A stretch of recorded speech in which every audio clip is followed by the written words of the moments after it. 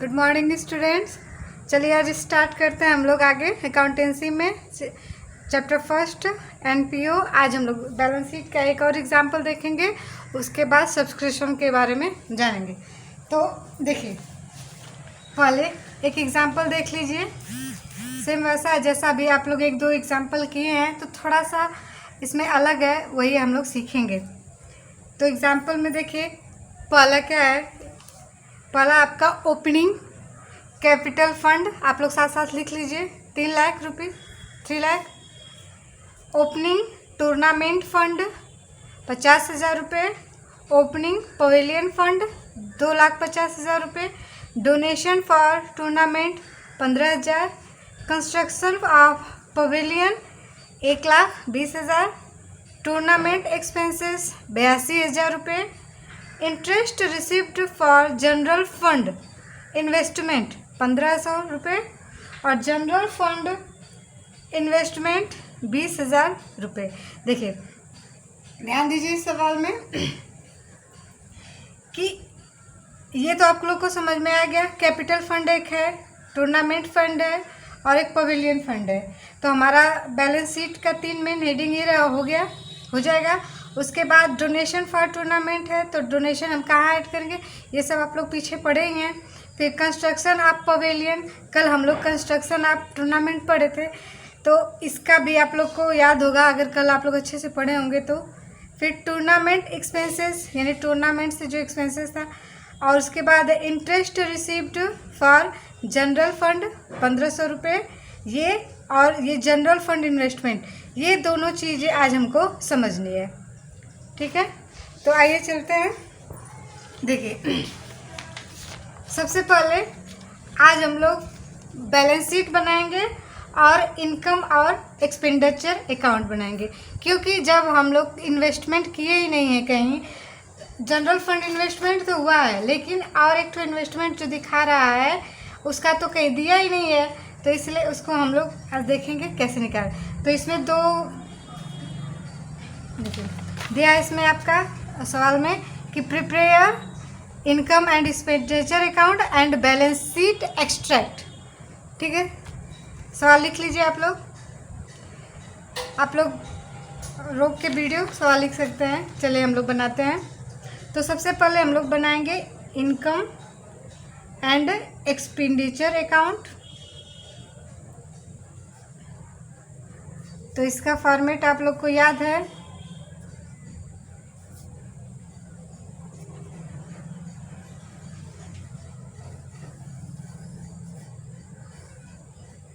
इधर क्या रहेगा आपका एक्सपेंडिचर, ये अमाउंट का कॉलम, और ये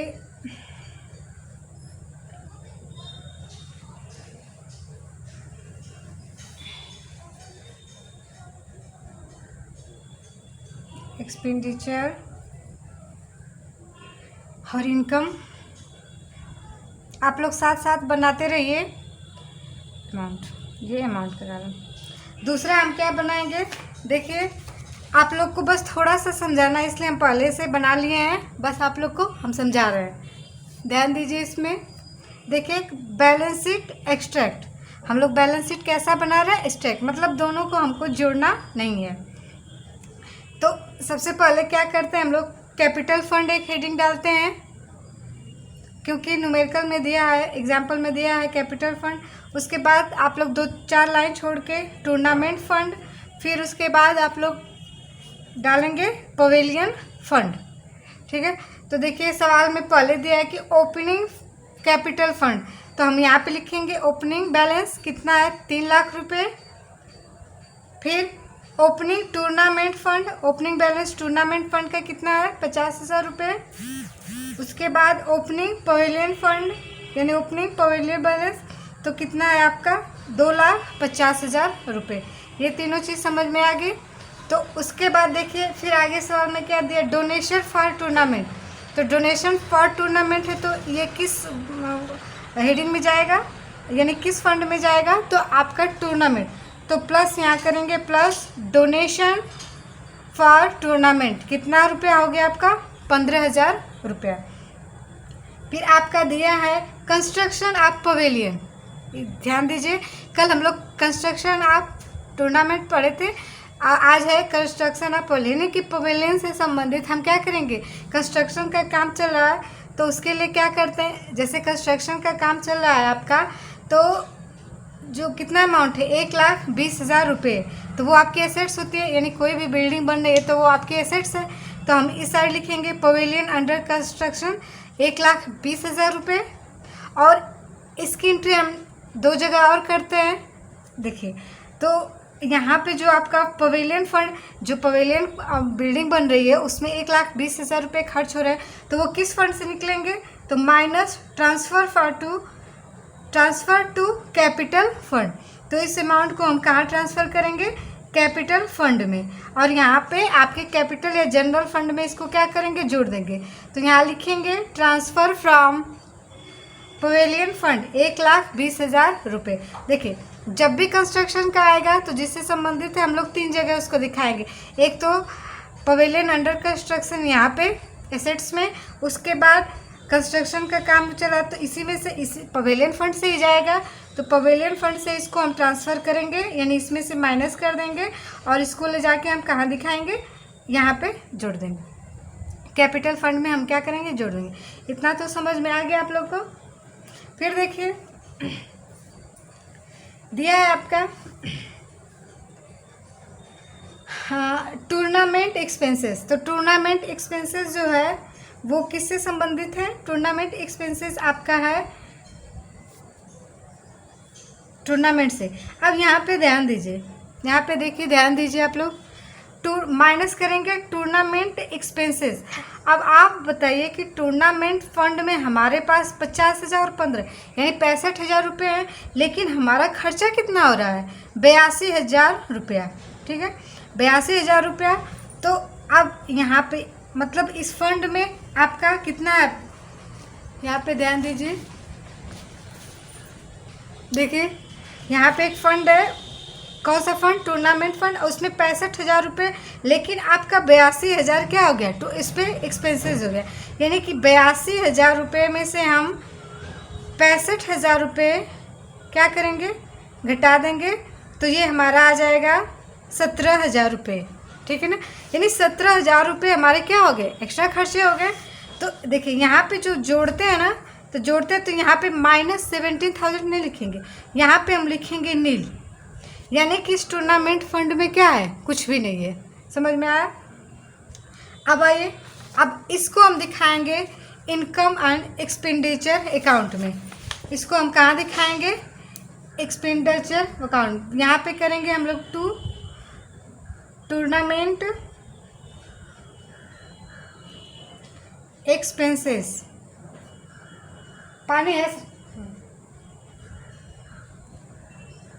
ये रेवेन्यू एक्सपेंडिचर माना जाता है। कौन सा, रेवेन्यू। कितना आपका अमाउंट दिखाएंगे हम लोग, 17,000, ये खर्चा है। आइए आगे, उसके बाद देखिए सवाल में क्या दिया है, यहाँ तक समझ में आया आप लोग को। अब देखिए फिर दिया interest received for general fund investment. Interest received from for general investment. तो जनरल इन्वेस्टमेंट हम लोग दिखाते हैं इसमें,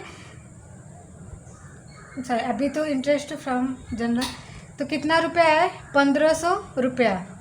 तो 1,500 रुपया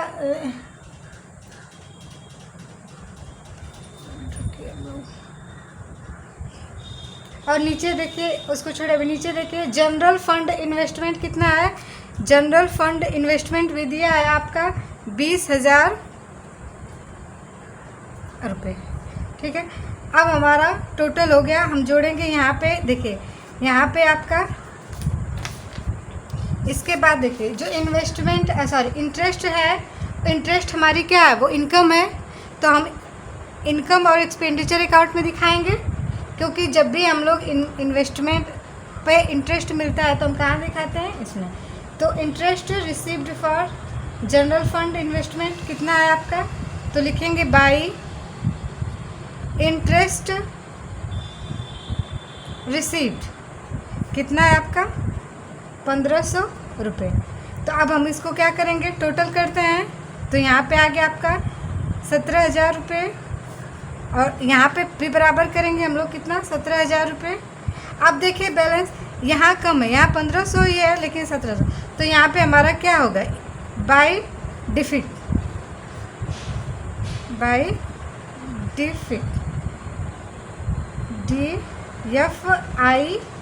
DFICIT, कितना होगा, 15,500 रुपये।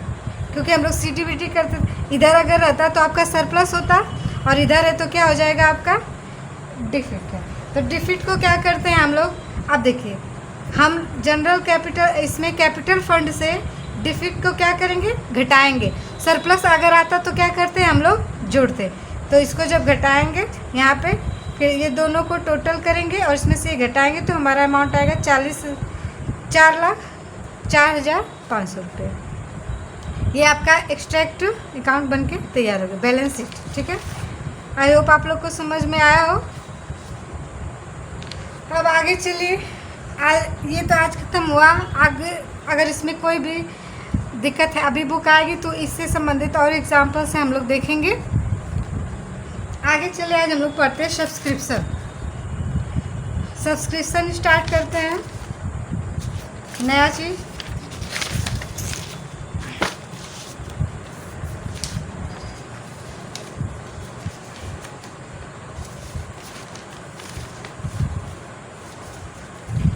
इसको आप लोग लिखिए, सब्सक्रिप्शन को आप लोग लिखिए, फटाफट लिखिए।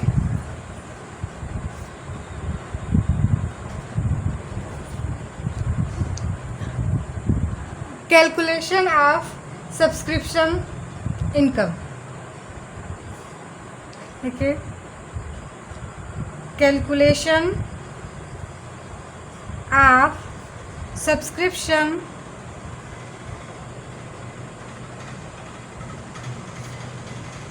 इनकम। पहले ये आपका फॉर्मूला लिखवाएंगे 3 तो, फिर उसके बाद समझाएंगे, और कल हम लोग इसका न्यूमेरिकल सॉल्व करेंगे। तो पहले लिखिए यहाँ पे, total subscription received, total subscription received during the year, during the year, bracket में लिखिए रिसिप्ट एंड पेमेंट अकाउंट, कितना, इसका कुछ अमाउंट होगा। फिर उसके बाद आगे लिखिए प्लस, इसमें हम प्लस करेंगे subscription, subscription outstanding, outstanding due at the end, इसका भी कुछ अमाउंट होगा, यहाँ पे जोड़ेंगे।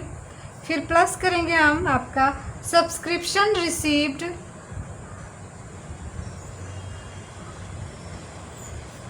Received in advance, in advance at the beginning, at the beginning, कितना अमाउंट, इसका भी कोई अमाउंट रहेगा। अब करेंगे हम इसमें माइनस, माइनस क्या करेंगे कि देखिए सब्सक्रिप्शन आउटस्टैंडिंग, आउटस्टैंडिंग ब्रैकेट में ड्यू एट द बिगनिंग,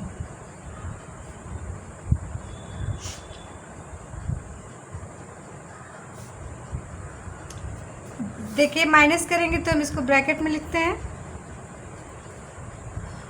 फिर माइनस, ये फार्मूला आपका सब्सक्रिप्शन का, ठीक है ना। देखिए minus subscription receive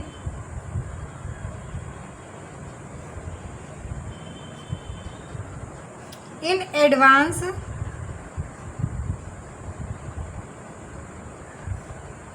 at the end, at the end.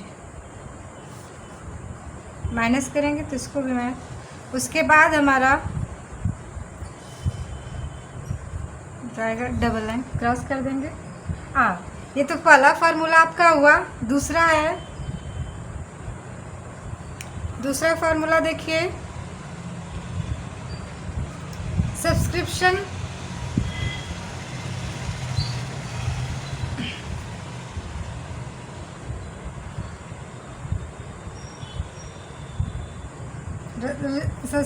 receive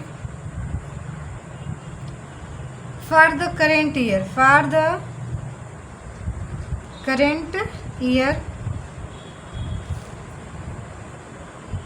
कुछ अमाउंट होगा इसका। इसके बाद प्लस हम करेंगे सब्सक्रिप्शन, आप लोग भी लिख लीजिए, outstanding due for the current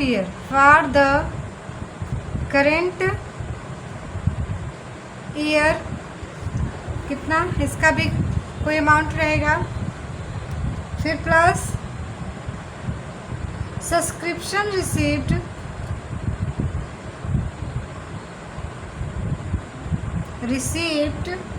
in advance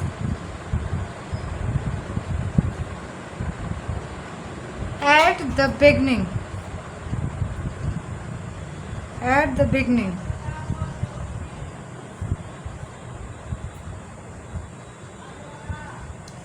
ये आपका टोटल करने के बाद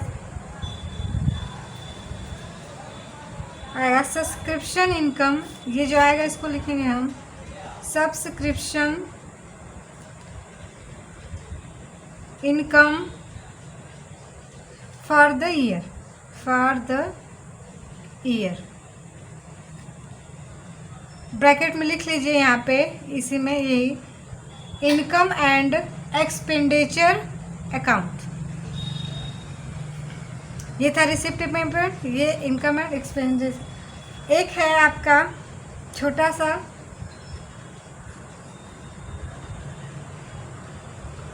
ये तीनों फार्मूले हैं। ये फार्मूला एक लाइन का है, 1 लाइनर, और ये बहुत कम, जैसे आपके यहाँ 10 न्यूमेरिकल पूछ रहा तो उसमें से एक आध इस पे पूछेगा, फिर भी जानना जरूरी है।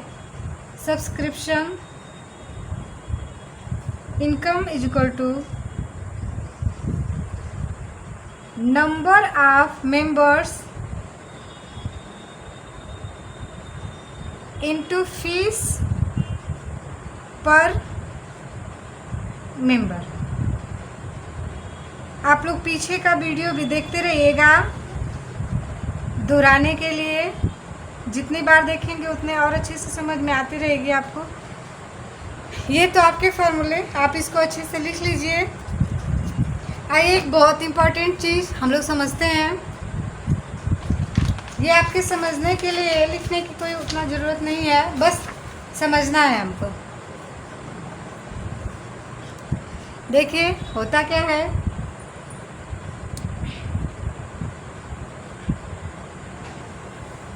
ध्यान से देखिए,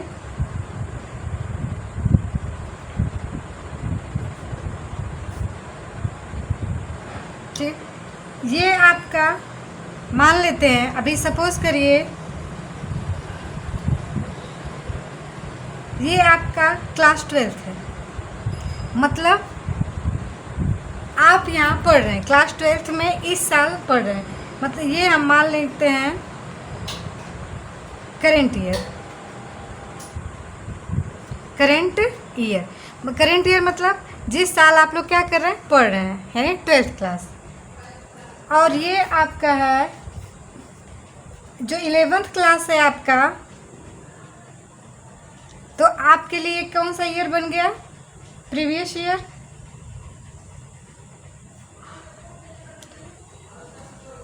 आप लोग 12th में हैं तो आपका जो पीछे यानी कि जो 11th का क्लास है वो कौन सा क्लास हो गया, प्रीवियस ईयर। और उसके बाद जब आप लोग 12th पढ़ के बीकॉम करेंगे यानी कि ग्रेजुएशन में जाएंगे, तो ये आपका कौन सा ईयर बन जाएगा, फ्यूचर ईयर। समझ में आया? ये आपका जो है 12th क्लास क्या है, आपका करेंट ईयर है। 11th क्लास यानी 1 साल पहले आपका जो ईयर था वो कौन सा था, प्रीवियस ईयर। और इसके बाद जब आप जाएंगे पढ़ने 12th के बाद ग्रेजुएशन में, तो वो आपका हो जाएगा फ्यूचर ईयर। ध्यान दीजिए। मान लेते हैं कुछ बच्चे मेरे यहाँ पढ़ रहे थे 11th क्लास में। 11th क्लास में कुछ बच्चे पढ़ रहे थे और एक राजू, मान लेते राजू नाम का एक स्टूडेंट्स था, जिससे हम क्या किए कि उससे बोले कि तुम हमें 2000 रुपये अपनी फ़ीस क्या करो, पे कर दो। तो जब उससे हम मांगे ना, तो वो बोला कि हम नहीं देंगे अभी। फिर कुछ दिन बाद उससे मांगे, फिर भी वो नहीं दिया, फिर भी मांगे, नहीं दिया। और लास्ट में आते आते क्या हुआ कि वो पूरा 11th का क्लास बीत गया और उसने हमको पेमेंट नहीं किया। तो ये जो फीस है यानी 2000 रुपीज़, ये तो हो गई, 1 साल की हो गई, लेकिन मिली नहीं, तो वो मेरे लिए क्या होगी, ड्यू होगी, आउटस्टैंडिंग होगी। तो ये फीस जो है आउटस्टैंडिंग, यानी कि ये साल के अंत में, यहाँ पे तो आपका 11th का क्लास ख़त्म हो गया ना, तो आज की डेट में ये जो फीस है आपकी आउटस्टैंडिंग, जिसे हम ड्यू भी कहते हैं, फीस तो हो गई लेकिन मिली नहीं, तो या इसको हम अकर्ड भी बोलते हैं, एक्रूड, यानी 2000 जो रुपीज़ है हमारा, ये हमारा क्या हो गया, फीस जो है आउटस्टैंडिंग फीस हो गई, क्योंकि हमने मांगा लेकिन इसने दिया नहीं, और पूरा साल वो क्या कर दिया, बिता दिया। तो आप जो करेंट ईयर है, करेंट ईयर अब 11th बीत गया, तो अब 12th सेक्शन शुरू होगा। तो इसमें यहाँ पहुँच गए, तो इतने साल की फ़ीस जो बकाया वो कितनी है, 2000 रुपये, पहली कंडीशन। दूसरी कंडीशन क्या है, कोई अच्छा है बच्चा, मान लेते गोपाल नाम का एक लड़का है, और उसने तो अपनी फ़ीस हमको 2000 रुपये दी, 2000 रुपये उसने क्या की, फ़ीस पे कर दी 11th क्लास की। और उसके बाद उसने क्या किया, गोपाल ने 12th क्लास से भी, मतलब 12th क्लास की भी कुछ फ़ीस एडवांस में हमको क्या कर दी, पे कर दी, यानी 3000 रुपये उसने क्या कर दी, पे कर दी। ध्यान दीजिए, मतलब 11th की तो फीस दिया ही दिया, उसके बाद इसी साल, मतलब जब वो 11th क्लास में था तभी उसने 12th का भी फीस हमको क्या कर दिया, पेमेंट कर दिया। उसके पास पैसा रहा होगा, उसके पापा बोले होंगे कि जाओ एडवांस में जमा कर दो। तो ये जो हमारी 3000 वाली फ़ीस है, ये क्या बन गई, ये हमारी फ़ीस रिसीव की है। ये जो फीस है 3000, ये 12th क्लास की है। किस क्लास की, 12th। तो ये हमारी फ़ीस हो गई। इस प्रकार की जो फीस है उसको हम कहेंगे इन एडवांस। क्या कहेंगे, इन एडवांस। आई होप इतना समझ में आया आप लोग को। अब आगे चलते हैं। हम कक्षा 12th में गए, मतलब हमने, आप लोग गए कक्षा 12th में। इसमें भी कुछ महान आत्माएं पढ़ रही थी, ठीक है। इसमें से कुछ लोगों ने फीस मांगी गई 4000 रुपये। हमने कहा कि हम मतलब अपनी फ़ीस जमा कर दीजिए कक्षा 12th की, तो मांगा तो उन्होंने नहीं जमा की, फिर मांगा नहीं जमा की। ऐसे करते करते उन्होंने 12th क्लास का भी साल बिता दिया और उन्होंने फ़ीस नहीं जमा की। तो ये जो हमारी फ़ीस है, मतलब इस महीने के, मतलब 12th क्लास का पूरा जो साल बीत गया, उस दिन के लिए जो 4000 का अमाउंट है वो हमारे लिए क्या हो गया, आउटस्टैंडिंग हो गया, हुआ ना, क्योंकि ये पे नहीं किया। अब देखिए, और उसके बाद देखिए, कुछ लोग ऐसे भी थे जिन्होंने 12th की फ़ीस तो जमा की, मतलब 4000 रुपये तो जमा की, और इन्होंने फ्यूचर यानी बीकॉम की भी फ़ीस 5000 मान लेते हैं, इन्होंने हमारे लिए क्या किया, जमा कर दिया। यानी कि जो 5000 का अमाउंट है उन्होंने एडवांस में दे दिया, यानी कि रिसीव्ड इन एडवांस, ठीक। ध्यान दीजिए, जो करंट ईयर होता है, क्योंकि हम लोग जब भी फाइनेंशियल स्टेटमेंट बनाते हैं तो करंट ईयर में बनाते हैं, तो करंट ईयर का जो ये स्टार्टिंग होता है, यानी एक साल बीतने के बाद 11 सेक्शन आपका बीता, तो ये आपका बिगनिंग होगा और ये आपका इंड होगा। ये ईयर क्या होगा? इंड होगा। ध्यान दीजिए। अब तो ये तो हमने आपको क्लास से समझाया। अब देखिए, थोड़ा वीडियो लंबा हो रहा है, जल्दी से करते हैं इसको। अब इसको हम मान लेते हैं ये हमारा एनपीओ है। क्या है? एनपीओ। और ये सब्सक्राइबर है। सब्सक्रिप्शन में हम लोग पढ़े थे, ये जो सब्सक्राइबर, ये मेंबर है। तो मेंबर, कुछ मेंबर ने पूरे साल नहीं जमा किया, तो ये जो फीस है उनकी क्या हो गई? आउटस्टैंडिंग। कुछ मेंबर अच्छे थे, उन्होंने जमा कराया, तो वो हो गया इन एडवांस। अब ध्यान दीजिए, होता क्या है कि ये जो बिगनिंग में हमारा जो सब्सक्रिप्शन है, वीडियो बहुत लंबा हो गया, कल इसको समझेंगे बच्चों, इतना समझिए, कल इसको